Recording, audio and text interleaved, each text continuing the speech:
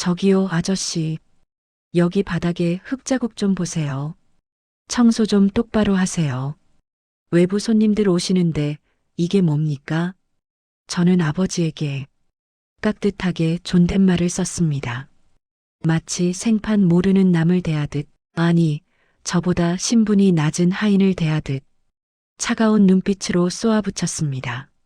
아버지는 낡은 경비 모자를 푹 눌러쓰고 제 구두코를 쳐다보고 계셨습니다. 아, 예, 죄송합니다. 금방 치우겠습니다. 아버지는 허리를 90도로 굽히며 제게 사과했습니다. 그리고 주머니에서 꼬질꼬질한 걸레를 꺼내 제가 밟고 지나온 구두 굽자국을 무릎 꿇고 닦으셨습니다. 동료들이 혀를 차며 지나갔습니다. 야, 김대리. 경비 아저씨한테 너무한 거 아니야? 저 아저씨가 우리 아버지 벌은 되는데. 저는 아무렇지 않은 척 대답했습니다. 일 못하면 욕먹어야지. 돈 받고 하는 일인데. 그날 저는 몰랐습니다. 아버지가 닦아내던 그 흙자국이 제 마음속에 영원히 지워지지 않을 피눈물의 얼룩이 될 줄은. 그리고 아버지가 그날 밤 경비초소 구석에서 소주 한 병을 비우며 제 명함을 가슴에 품고 우셨다는 것을, 성공을 위해 아버지를 버린 아들, 그리고 아들을 위해 스스로 그림자가 된 아버지, 정년퇴 임식날 아버지의 낡은 사물함에서 발견된 충격적인 물건들 앞에서 저는 무너져 내리고 말았습니다. 잠시 후 여러분의 가슴을 먹먹하게 만들 어느 부자의 슬픈 숨바꼭질이 시작됩니다. 이야기 시작 전 구독과 좋아요를 눌러주신 모든 분께 깊이 감사드립니다. 그리고 지금 듣고 계신 곳이 어디신지 댓글로 남겨주시면 그곳으로 감사의 마음을 가득 담아 전달해 드리겠습니다. 대한민국 굴지의 대기업 태산그룹 본사 사옥, 서울 도심 한복판에 우뚝 솟은 30층짜리 유리 빌딩은 저의 자부심이자 성공의 트로피였습니다. 저는 전략기획실 김민재 대리, 명문대를 졸업하고 높은 경쟁률을 뚫고 입사한 소위 말하는 엘리트 사원이었습니다. 매일 아침 7시, 저는 최고급 원단으로 맞춘 네이비색 정장을 입고 이탈리아산 구두를 신고 출근합니다. 대리석 바닥이 거울처럼 반짝이는 로비, 또각또각 울리는 제 구두 굽소리는 마치 승전보를 알리는 북소리처럼 경쾌했습니다.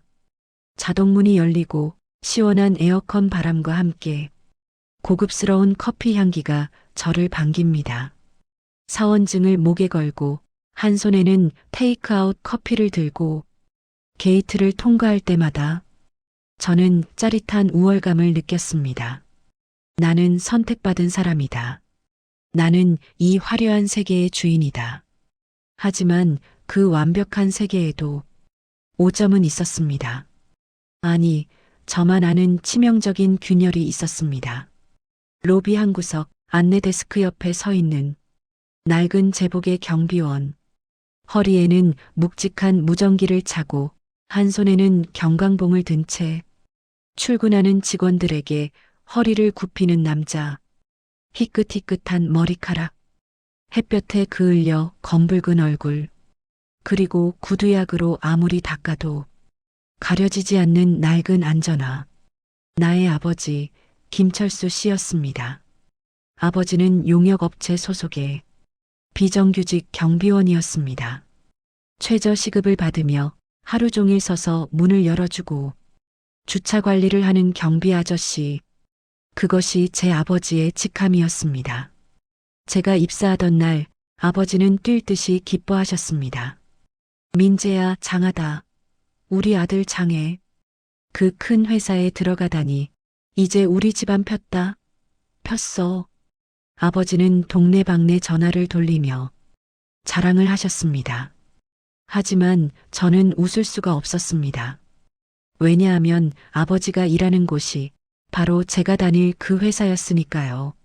아버지, 부탁이 있어요. 입사 전날 밤 저는 아버지 앞에 무릎을 꿇고 말했습니다. 회사에서 저 아는 척하지 말아주세요. 응? 그게 무슨 소리냐? 남들이 알면 저 무시해요. 경비원 아들이라고, 백도 없고 돈도 없는 집안이라고 뒤에서 수군거린단 말이에요.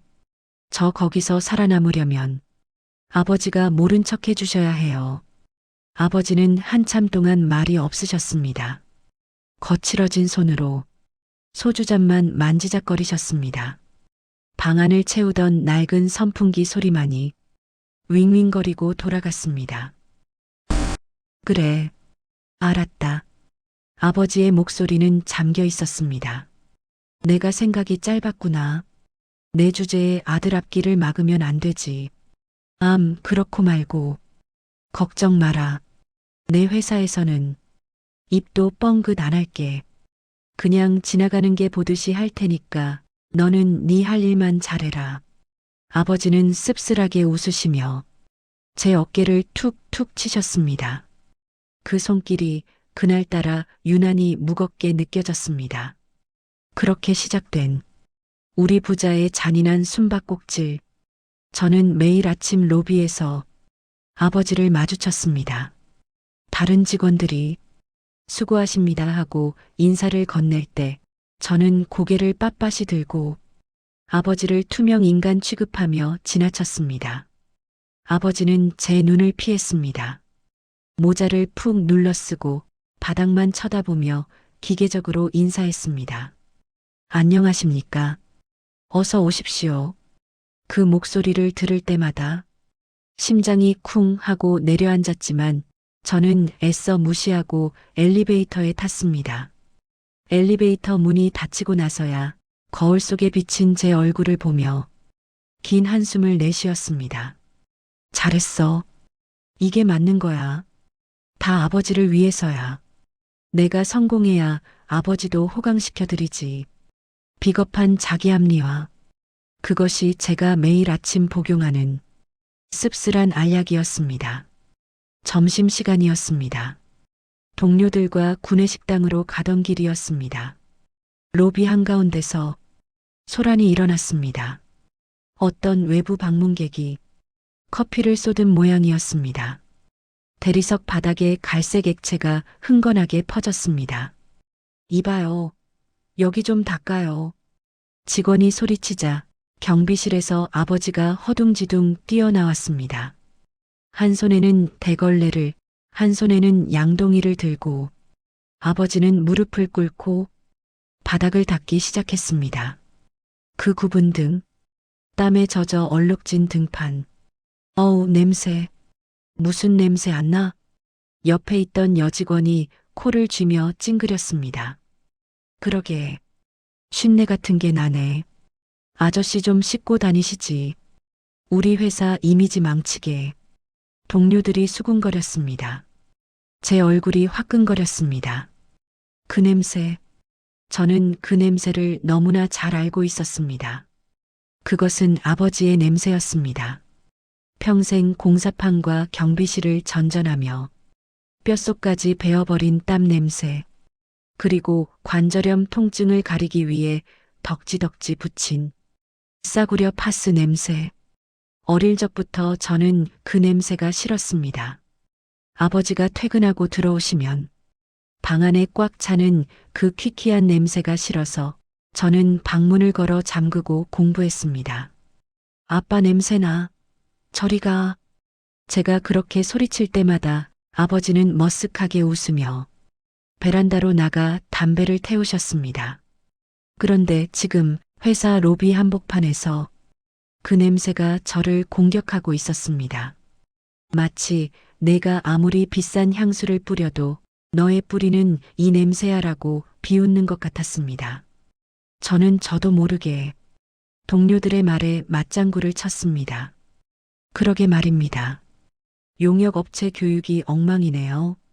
저런 분을 로비에 세워두다니. 제 입에서 나온 말이라고는 믿기지 않을 만큼 차갑고 잔인한 말. 그때 바닥을 닦던 아버지가 고개를 들었습니다.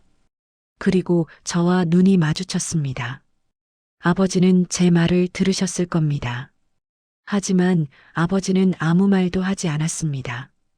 그저 슬픈 눈으로 저를 한번 바라보더니 다시 고개를 숙이고 걸레질만 했습니다. 박박 바닥을 문지르는 소리가 제 가슴을 긁는 소리처럼 들렸습니다. 아버지는 아들이 부끄러워할까봐 자신의 존재를 더욱 납작하게 바닥에 밀착시키고 계셨습니다.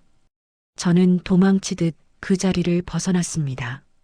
등 뒤에서 아버지의 기침 소리가 들려왔습니다. 콜록, 콜록. 갈에 끓는 그 소리가 제 발목을 잡는 것 같았습니다. 그날 점심, 저는 밥을 한 숟가락도 넘길 수가 없었습니다. 목구멍이 꽉 막혀서 물조차 삼키기 힘들었습니다. 화장실에 가서 헛구역질을 했습니다. 아무리 토해내도 제 몸에서 나는 것만 같은 그 가난의 냄새는 사라지지 않았습니다. 입사 3년 차, 저는 회사 임원의 딸인 지은이와 결혼을 약속하게 되었습니다. 지은이는 구김살 없이 자란 밝고 사랑스러운 여자였습니다. 그녀의 집안은 부유했고 화목했습니다. 문제는 상견례였습니다. 민재 씨, 아버님은 뭐 하셔? 전에 얼핏 과수원 하신다고 들은 것 같은데. 지은이 아버님이 물으셨습니다. 최고급 한정식 집의 은은한 조명 아래 저는 마른 침을 삼켰습니다. 거짓말. 또다시 거짓말을 해야 했습니다. 네. 시골에서 작게 사과 농사 지으십니다. 평생 땅만 파고 사신 분이라 말주변도 없고 투박하십니다. 허허, 농사라. 좋지. 땅은 거짓말을 안 하니까. 정직한 분이시겠구만. 예비 장인어른은 만족스러운 듯 고개를 끄덕였습니다. 제 옆에 앉아 계신 아버지는 빌려 입은 헐렁한 양복을 입고 잔뜩 위축된 채 앉아 계셨습니다. 아버지는 제 눈치를 살피며 더듬더듬 말씀하셨습니다. 예, 그저 자식 농사 하나 바라보고 열심히 살았습니다. 우리 민재가 많이 부족하지만 잘 부탁드립니다. 아버지는 떨리는 손으로 물잔을 드셨습니다. 손톱 밑에는 때가 끼어 있었고 손마디는 굵고 거칠었습니다. 과수원 일이 아니라 막노동과 경비일로 다져진 손이었습니다. 저는 그 손이 보일까봐 조마조마했습니다.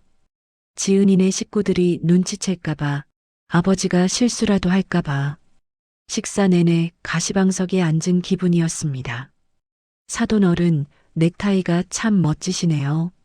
민재 씨가 사드린 건가요? 지은이 어머니가 물었습니다. 아버지의 목에 걸린 넥타이. 시장에서 산 5,000원짜리 싸구려 넥타이였습니다. 제가 사드린 게 아니라 아버지가 상견례 한다고 큰맘 먹고 사오신 거였습니다. 아, 예. 우리 민재가 첫 월급 탔다고 사준 겁니다. 아까워서 못 매다가 오늘 처음 맸습니다. 아버지는 거짓말을 하셨습니다. 아들을 효자로 만들어주기 위해 그 촌스러운 넥타이를 어루만지며 웃으셨습니다. 그 모습이 왜 그리도 밉고 처량하던지 저는 쥐구멍이라도 있으면 숨고 싶었습니다. 상견례가 끝나고 집으로 돌아가는 길, 저는 아버지에게 화를 냈습니다. 아, 넥타이는 왜 그런 걸 메고 와서 내가 백화점에서 사준 거 있잖아. 왜 사람을 망신을 줘요? 미안하다. 그게 아까워서. 이게 색깔이 더 고운 것 같아서. 고우긴 뭐가 고와요. 촌스럽게. 그리고 손톱. 손톱 좀 깎고 오지 그게 뭐예요? 장인어른이 봤으면 뭐라고 생각했겠어? 저는 아버지의 가슴에 대못을 박았습니다. 성공에 눈이 멀어 부모의 자존심 따위는 안중에도 없었습니다. 아버지는 고개를 푹 숙이셨습니다. 가로등 불빛 아래 아버지의 어깨가 유난히 작아 보였습니다. 미안하다. 민재야. 애비가 못나서 너 장가가는데 흠이 되면 안 되는데. 그날 밤 저는 잠결에 거실에서 들려오는 소리를 들었습니다. 발그락거리는 소리. 아버지가 손톱깎이로 손톱을 깎고 계셨습니다. 살점까지 잘라낼 기세로 손톱 밑에 검은 때를 피가 나도록 파내고 계셨습니다. 이놈의 손, 이놈의 손.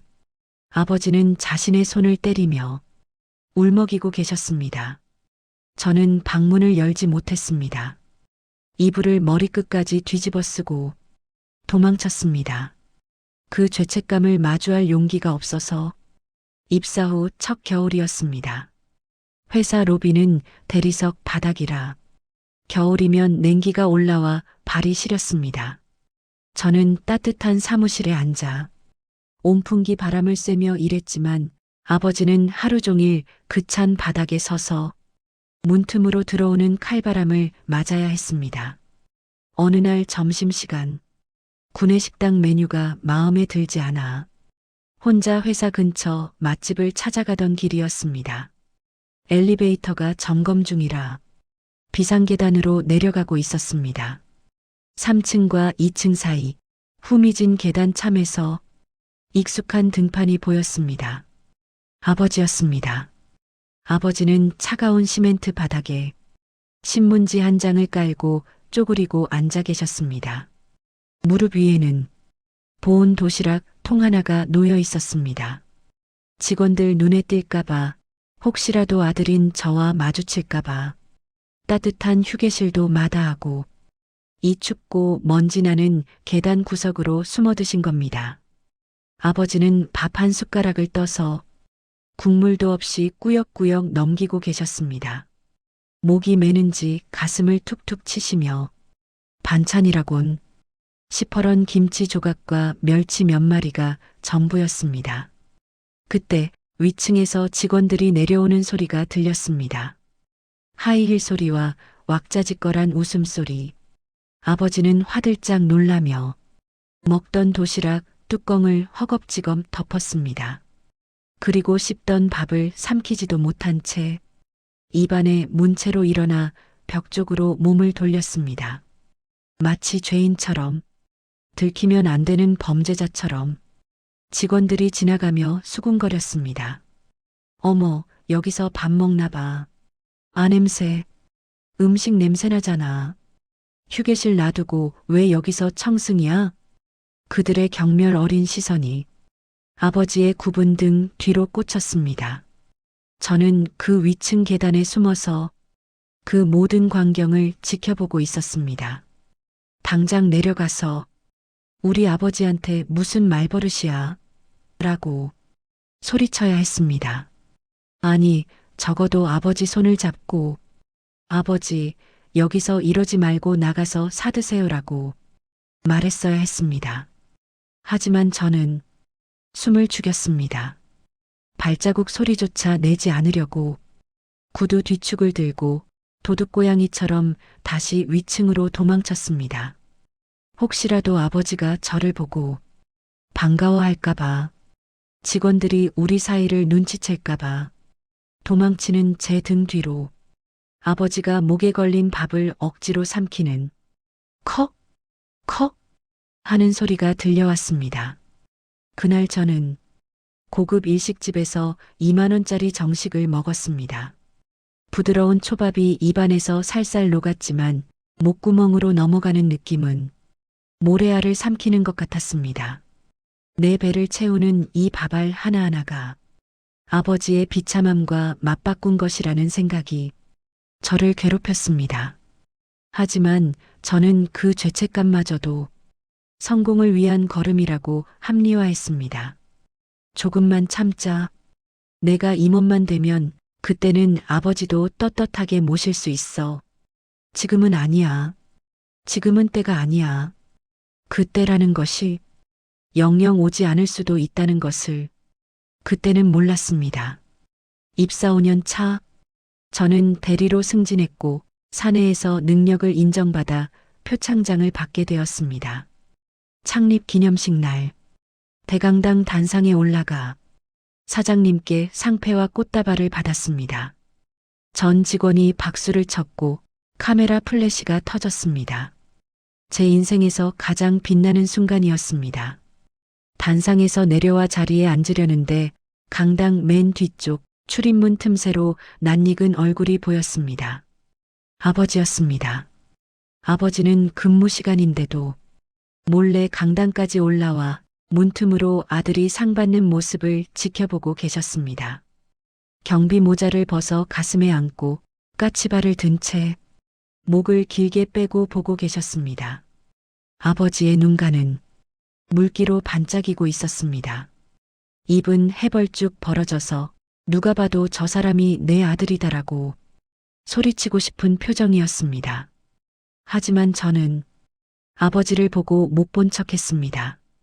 시선을 돌려버렸습니다. 행사가 끝나고 동료들과 기념사진을 찍을 때도 아버지는 먼발치 기둥 뒤에 숨어서 흐뭇하게 저를 바라보고 계셨습니다. 김대리, 축하해. 오늘 한턱 쏴야지? 그럼요. 오늘 회식은 제가 쏩니다. 저는 동료들에게 둘러싸여 의기양양하게 로비로 나왔습니다. 그때 아버지가 슬그머니 다가오셨습니다. 주머니에서 무언가를 주섬주섬 꺼내시며 구겨진 10,000원짜리 몇 장과 피로회복제 한 병이었습니다.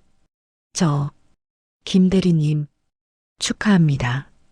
아버지는 존댓말을 쓰며 하지만 눈빛만은 아들아라고 부르며 제게 피로회복제를 건네려 하셨습니다.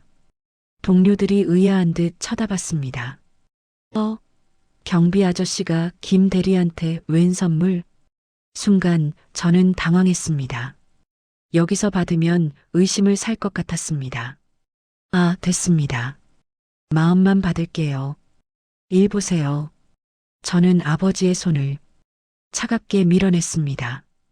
피로회복제 병이 바닥에 떨어져 대구르르 굴러갔습니다. 쨍그랑 깨지지는 않았지만 아버지의 마음은 산산조각이 났을 겁니다.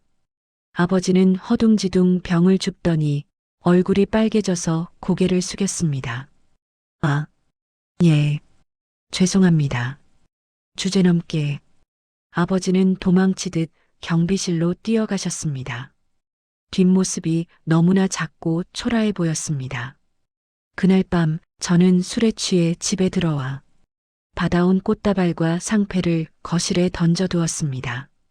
그리고 주머니에 있던 사원증 목걸이 줄이 낡아서 끊어지자 그걸 쓰레기통에 휙 버렸습니다. A씨, 줄이 왜 이래? 새로 하나 받아야겠네. 제가 무심코 버린 그 낡은 목걸이 줄, 그리고 제가 외면했던 아버지의 피로회복제, 그것들이 나중에 어떤 모습으로 제게 돌아올지 저는 상상조차 하지 못했습니다. 어느 비 오는 날 아침이었습니다. 중요한 외부 미팅이 있어 새로 산 명품 구두를 신고 출근했습니다. 비에 젖을까봐 조심조심 걸어왔지만 로비에 들어서는 순간 미끄러운 대리석 바닥에 휘청했습니다. 중심을 잡으려다 구두코가 바닥에 쓸려 지늘기 묻고 스크래치가 났습니다. 젠장. 산지 하루도 안 된 건데. 저는 짜증을 내며 인상을 찌푸렸습니다.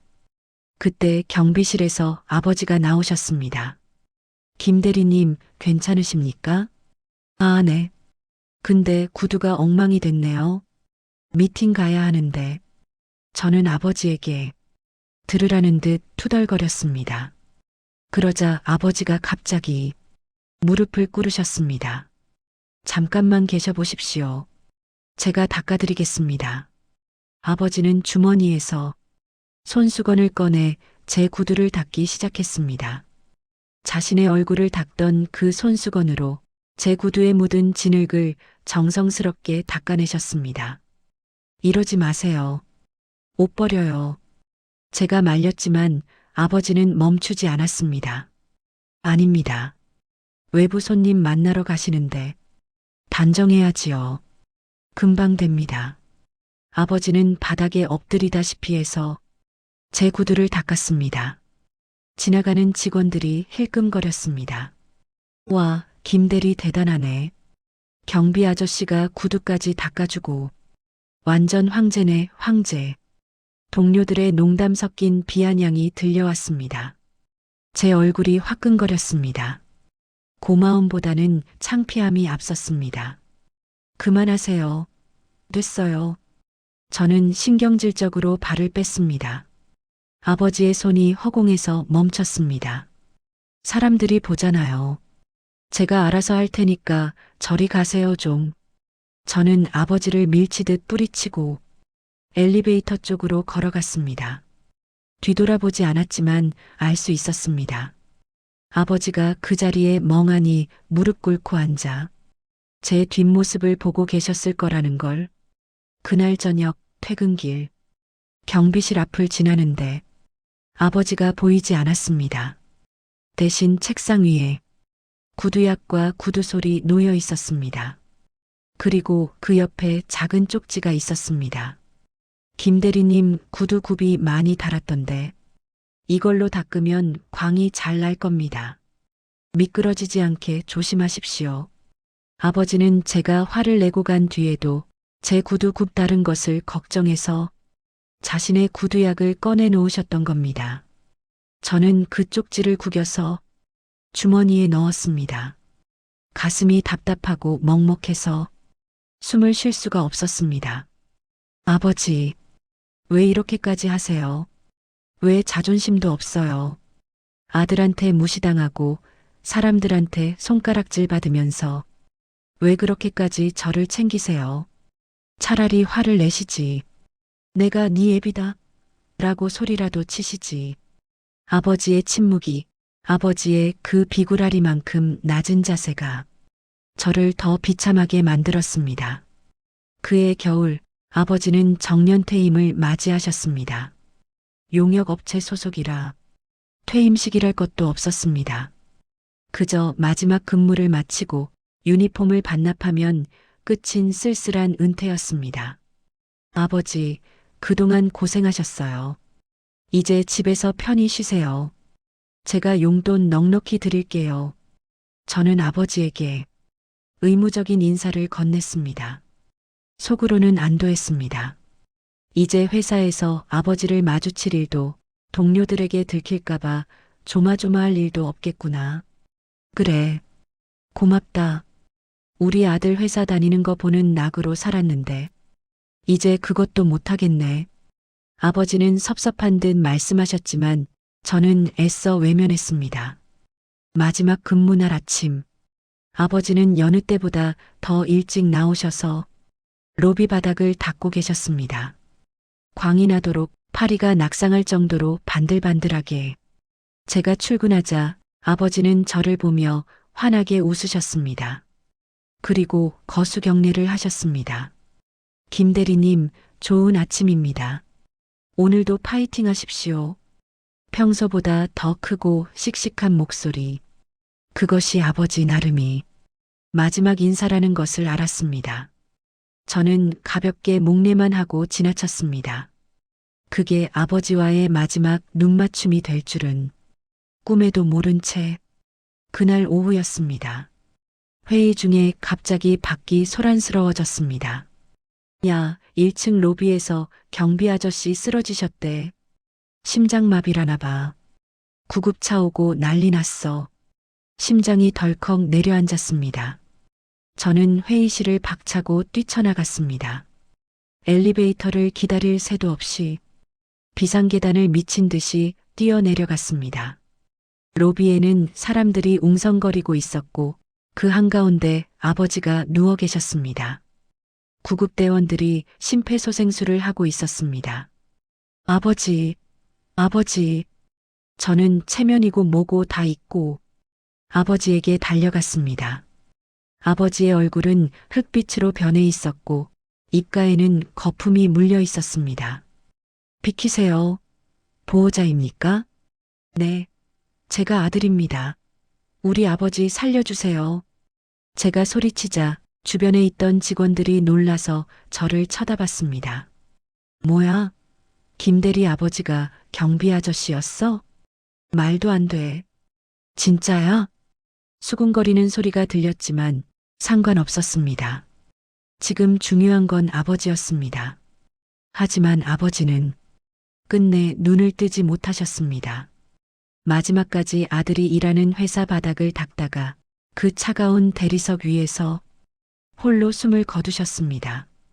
장례를 치르고 저는 아버지의 유품을 정리하기 위해 회사 경비실을 찾았습니다. 아버지가 10년 넘게 근무하셨던 3평 남짓한 좁은 초소, 성인 한 명이 눕기에도 비좁은 그곳이 아버지의 세상이었습니다. 한쪽 구석에는 아버지가 쓰시던 낡은 전기방석과 다 찌그러진 양은 냄비가 놓여 있었습니다. 여기서 라면을 끓여 드시며 끼니를 때우셨겠지요. 벽에는 달력이 걸려 있었는데 제 생일과 제 입사 기념일 그리고 제가 승진한 날에만 빨간 동그라미가 쳐져 있었습니다. 김씨 아저씨가 아드님 자랑을 얼마나 많이 했는지 몰라요. 동료 경비원 아저씨가 눈물을 글썽이며 다가왔습니다. 우리 아들이 이 회사 대리라고 아주 똑똑하고 잘생겼다고 입만 열면 아들 자랑이었죠. 근데 왜 아는 척을 안 하셨냐고 물으면 내가 아는 척하면 우리 아들 기죽어. 나는 그냥 없는 사람인 게 도와주는 거야. 그러시더라고요. 가슴이 찢어지는 것 같았습니다. 아버지는 다 알고 계셨던 겁니다. 제가 아버지를 부끄러워한다는 것을, 그래서 스스로 투명 인간이 되기를 자처하셨던 겁니다. 이거 아저씨 사물함입니다. 아드님이 정리하셔야 할 것 같아서요.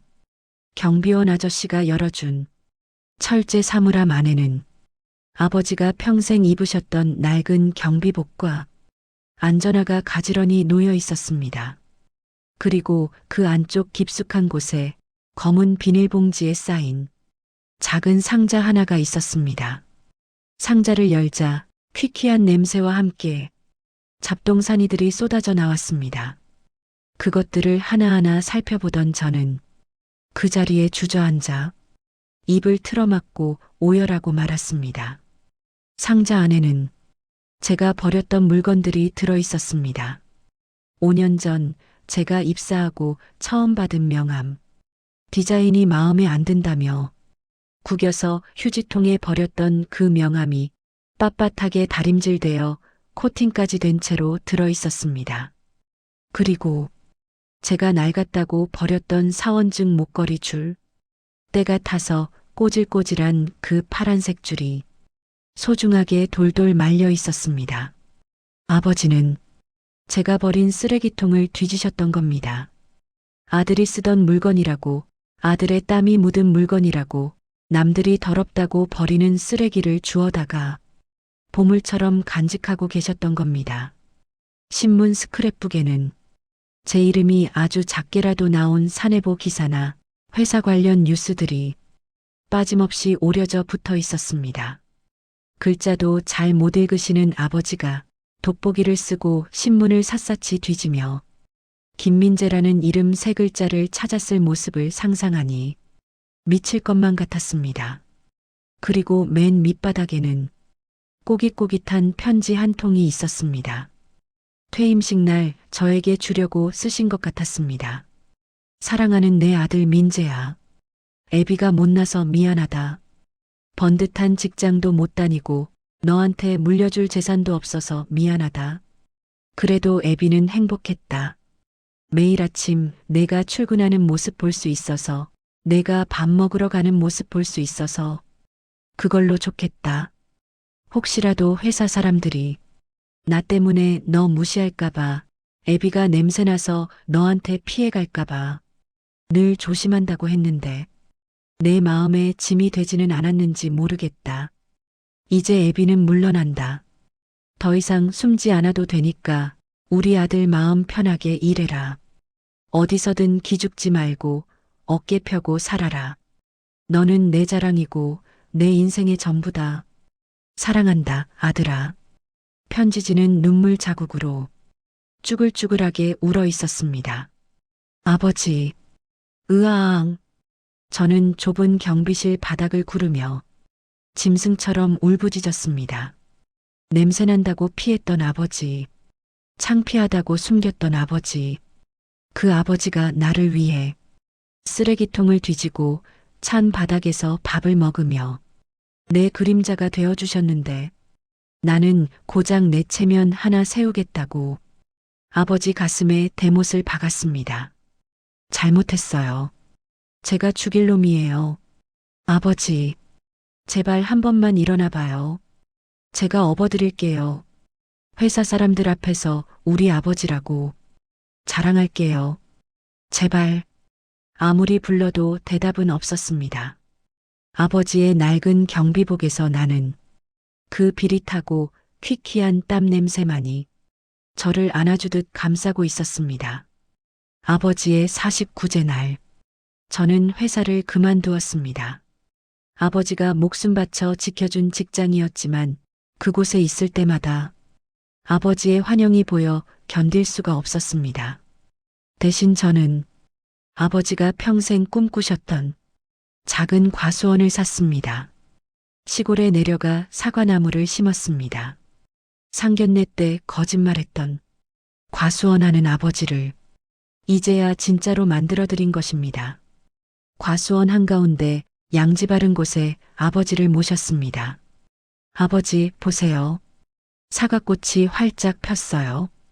아버지 좋아하시던 사과 실컷 드세요. 저는 아버지의 묘비 앞에 제가 받았던 표창장과 사원증, 그리고 아버지가 주워 모으셨던 그 명함들을 묻어드렸습니다. 이제는 숨기지 않습니다. 누군가 아버지 뭐 하셨냐고 물으면 저는 당당하게 말합니다. 제 아버지는 경비원이셨습니다. 세상에서 가장 성실하고 가장 훌륭한 분이셨습니다. 바람이 불어와 사과꽃잎을 날립니다. 꽃향기 속에 익숙한 땀 냄새가 섞여 있는 것 같습니다. 아버지가 곁에 계신 것 같습니다. 못난 아들 머리를 쓰다듬으며 괜찮다, 다 괜찮다 하고 웃으시는 것 같습니다. 저는 하늘을 올려다보며 약속합니다. 아버지, 다음 생에는 제가 아버지의 아버지로 태어날게요. 그때는 제가 아버지 지켜드릴게요. 아무 걱정 없이 사랑만 받으며 살게 해드릴게요. 사랑합니다, 아버지. 정말 많이 보고 싶습니다. 오늘 들려드린 어느 경비원 아버지의 숨바꼭질 어떠셨나요?